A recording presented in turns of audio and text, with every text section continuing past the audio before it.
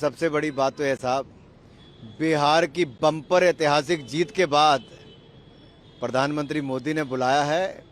अब बिहार के बाद अगला भोज बंगाल की जीत के बाद फिर होगा।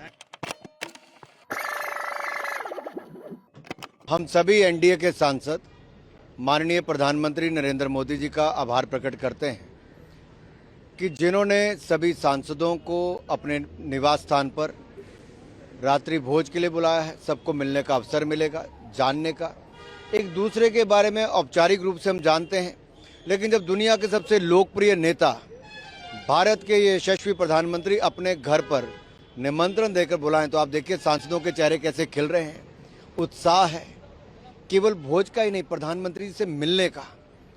और रात्रि भोज अगर प्रधानमंत्री जी के घर पे हो तो इससे बड़ा अवसर नहीं हो सकता।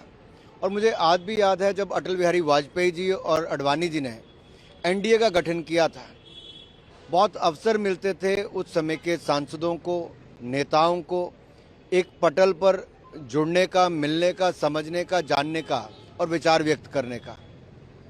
और प्रधानमंत्री जी की विशेषता ये है कि वो लोगों को केवल मिलते नहीं हैं, उनसे बहुत कुछ फीडबैक भी लेते हैं। जैसे सबसे कोई बजट के बारे में होगा, कोई स्थानीय समस्याओं के बारे में होगा, सरकार की योजनाओं को जन जन तक पहुंचाने के लिए जो कम्युनिकेशन की ताकत प्रधानमंत्री मोदी की है वो शायद दुनिया भर के किसी नेता की नहीं है। तो कम्युनिकेशन में कैसे सभी सांसद सरकार की उपलब्धियों को जन जन तक पहुंचाएं।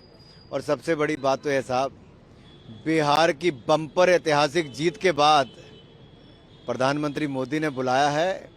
अब बिहार के बाद अगला भोज बंगाल की जीत के बाद फिर होगा।